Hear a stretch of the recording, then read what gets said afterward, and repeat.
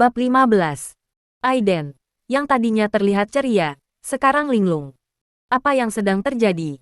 Pak Clarke kesal. Jadi galeri itu tidak dibuka untuk umum. Mungkinkah ada alasan lain yang lebih acak dari ini? Tidak, dia pasti melakukan sesuatu yang salah. Ada apa, Adi? Apa terjadi sesuatu? Charles dan Martha merasa ekspresi Aiden agak aneh. Oh, tidak apa-apa. Tidak ada sama sekali.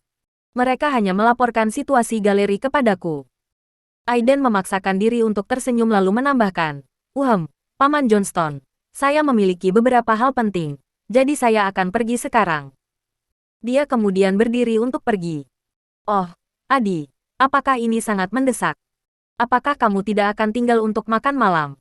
Martha mengikuti di belakangnya dan melihatnya keluar dari pintu. Mungkin lain kali. Selamat tinggal, Paman Johnston, Bibi Martha. Aiden bergegas pergi. Tentu saja, dia akan terburu-buru.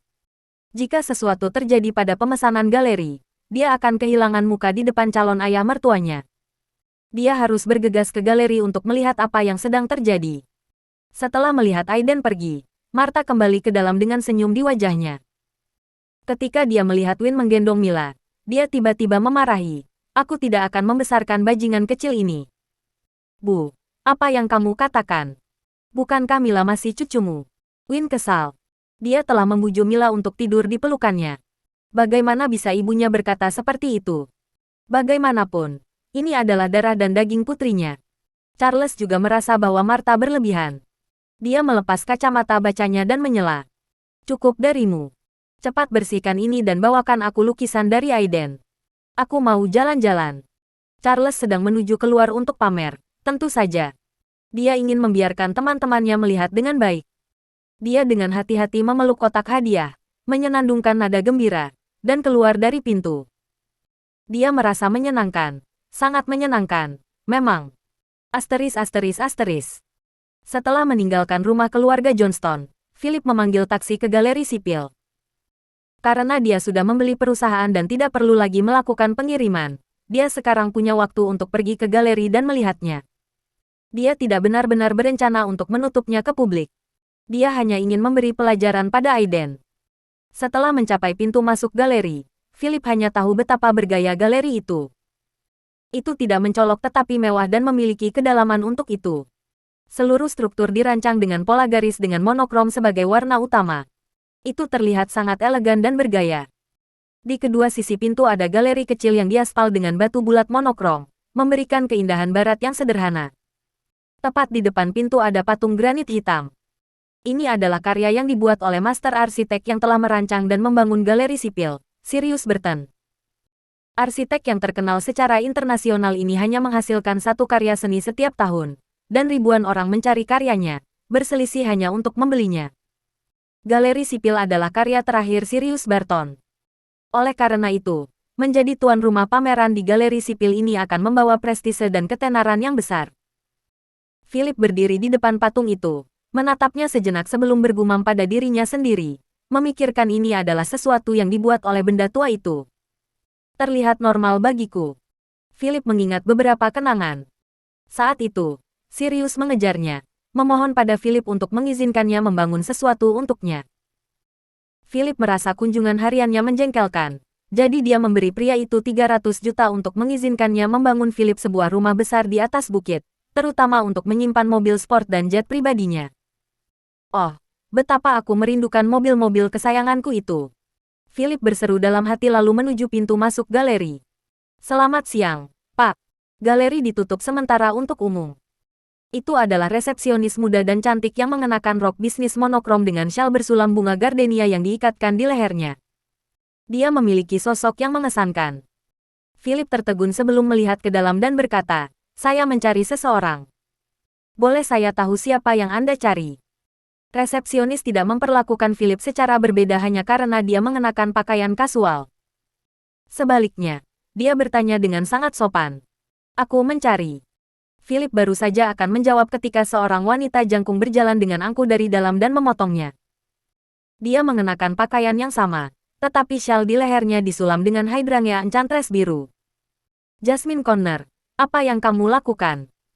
Bukankah sudah kukatakan bahwa hari ini kita tidak terbuka untuk umum dan tidak mengizinkan siapapun masuk? Wanita dengan aura dingin itu mendekat dan menatap Philip saat dia berbicara dengan arogan kepada resepsionis. Sister Allison, dia bilang dia sedang mencari seseorang. Jasmine rupanya takut pada wanita ini, saat dia menjelaskan dengan ekspresi ketakutan. Allison Cooper adalah pemimpin resepsionis wanita di Civil Gallery. Dia adalah orang yang bangga dan tidak akan ragu untuk memerintah bawahannya. Oleh karena itu, dia memiliki nama panggilan tersembunyi yang disebut penyihir.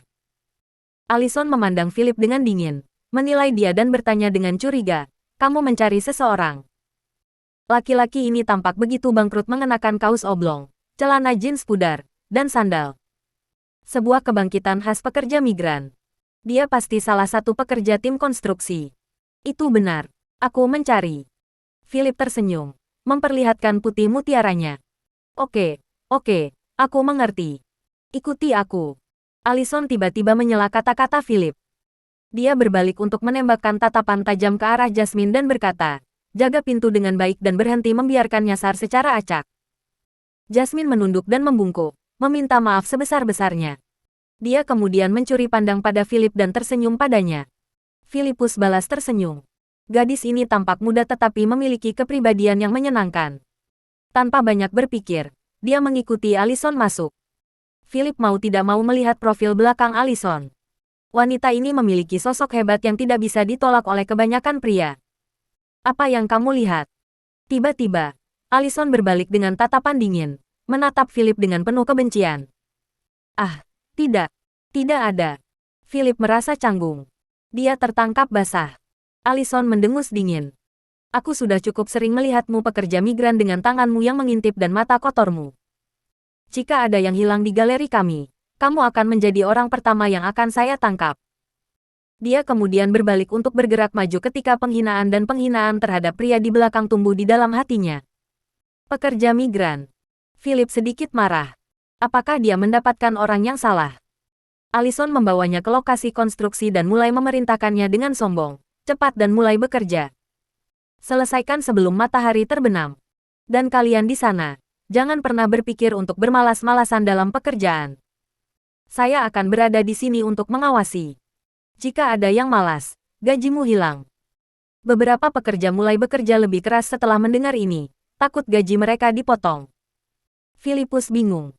Mereka sedang mengecat area ini. "Jadi, apakah saya di sini untuk bekerja? Maaf. Apakah Anda salah? Saya di sini bukan untuk..." Philip menoleh ke wanita di sampingnya. Allison menyipitkan matanya dan menyalak. "Kamu tidak di sini untuk apa? Hentikan semua omong kosong ini dan mulai bekerja. Aku di sini bukan untuk bekerja. Aku di sini untuk mencari anak Carter."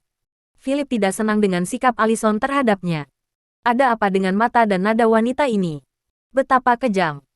Dia telah meminta George untuk membeli galeri ini belum lama ini. Jadi dia terkejut ada staf yang sombong di sini. "Anda mencari manajer kami."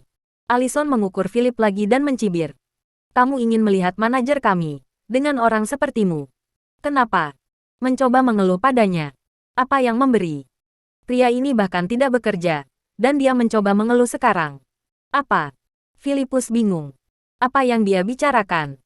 "Saya memberitahu Anda sekarang, dan Anda semua yang ada di sana, dengarkan. Galeri sipil kami tidak kekurangan pekerja. Ada banyak pekerja migran di luar sana yang berjuang untuk bekerja di sini. Jangan berpikir itu hanya karena manajer Carter mengurusnya. Dari Anda bisa mengendur.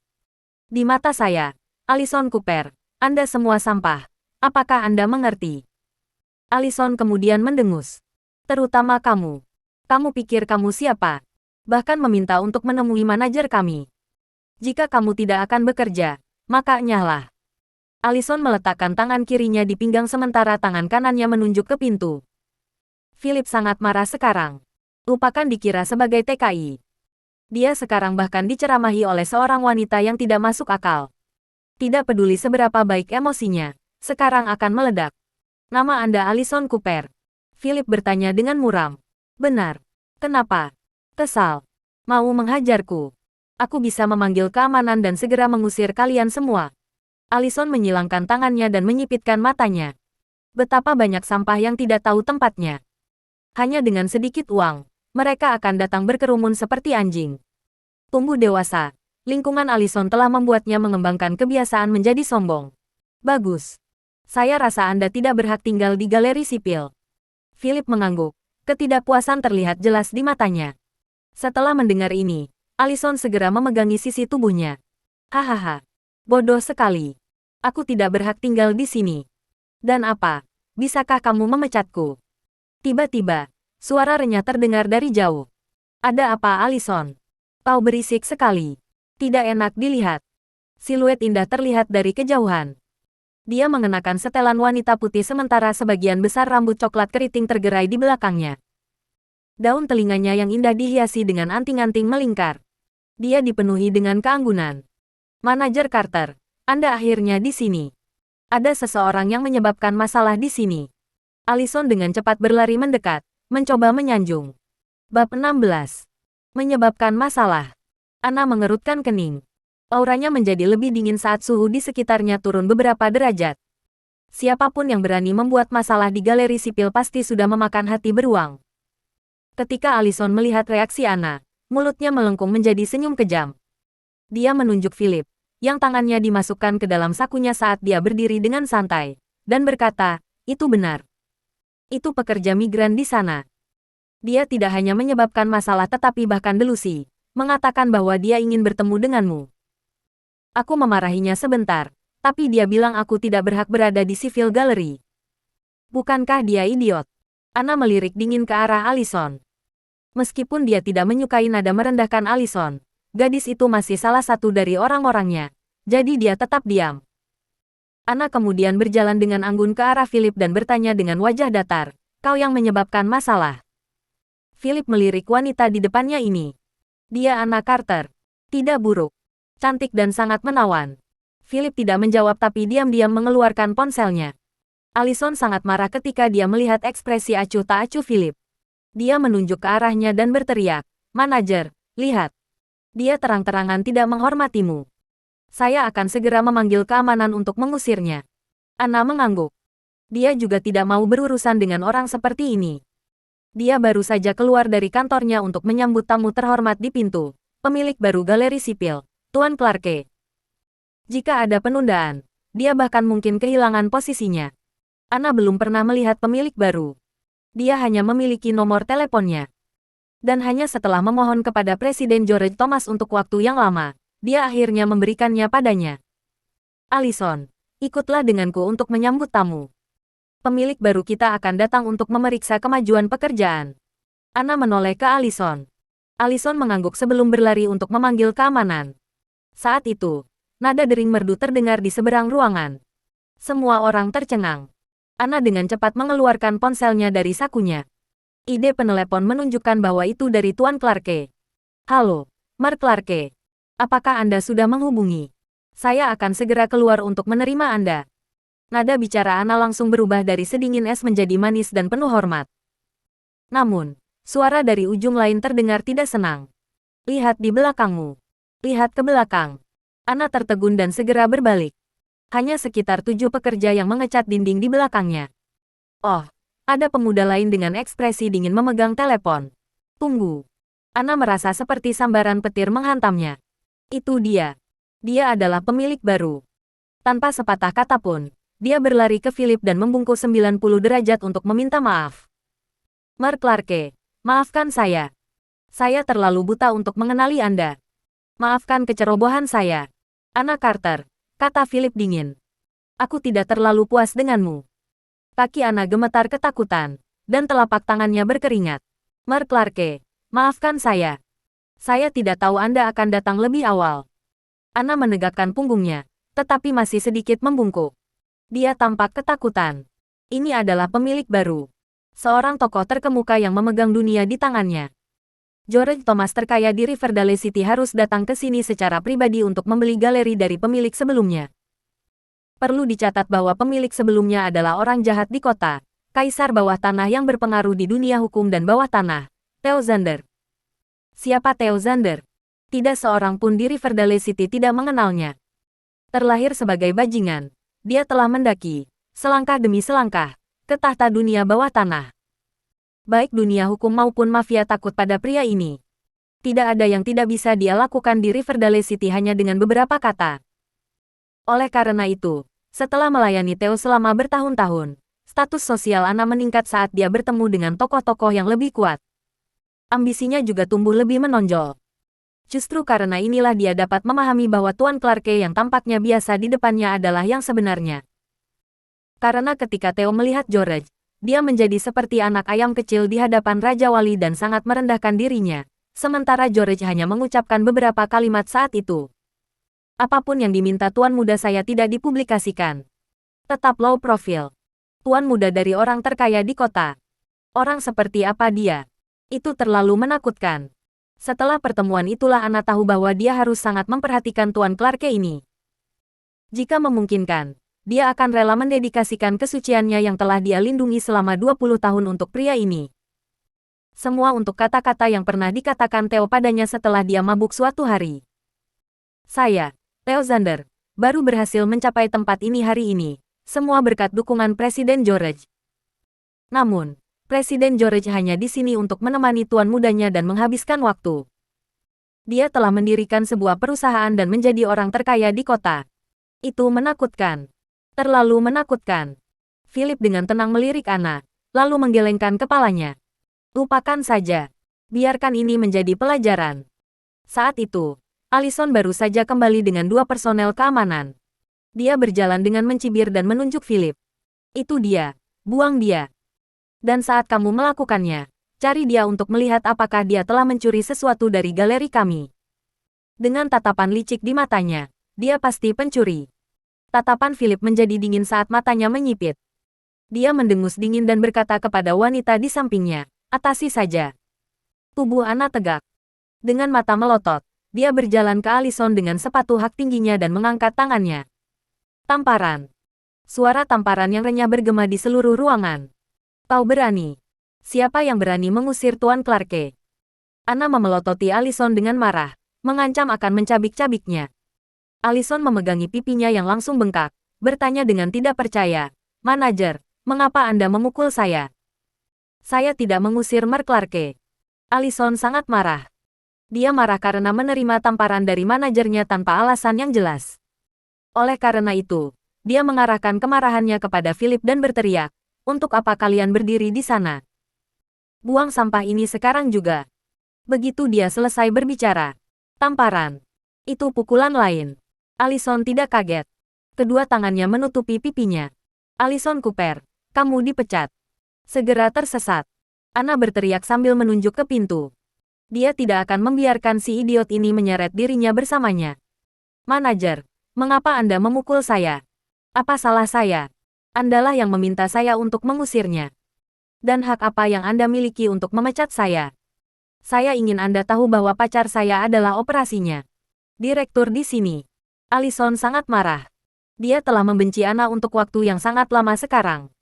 Wanita ini selalu berkeliaran di sekitar pacarnya. Ada saat ketika mereka pergi ke sebuah hotel. Pacarnya bahkan memanggil nama wanita ini. Bagaimana menjengkelkan. "Hak apa? Dengan hakku sebagai manajer di sini," kata Anna dingin. "Sial. Anna Carter, jangan terlalu sombong. Pacarku adalah direktur di sini, jadi jangan berpikir kamu bisa melakukan sesukamu.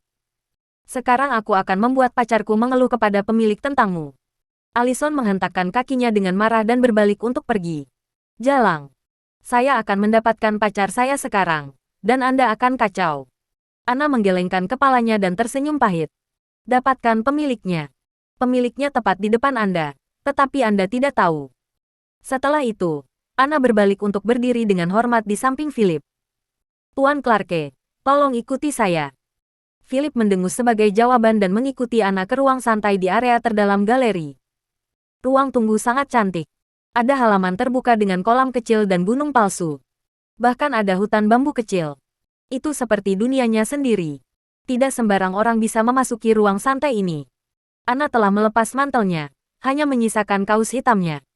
Dia duduk berlutut di depan perangkat teh saat tangannya yang cantik dengan terampil menyiapkan teh. Dia pertama-tama mencuci daun teh, menyeduh teh, lalu menuangkannya. Semuanya dilakukan dengan lancar. Dia kemudian mengambil cangkir di tangannya dan, dengan langkah lembut, berjalan ke Philip, yang sedang mempelajari beberapa lukisan di dinding. Tuan Clarke, silakan minum teh. Philip mengambil cangkirnya, menyesapnya, dan memuji. Keahlian membuat teh manajer Carter luar biasa. Ini pasti teh hijau Maujian. Rasanya manis dan lembut. Tuan Clarke, Anda terlalu baik. Saya tidak tahu bahwa Tuan Clarke juga ahli dalam teh. Anna tersenyum.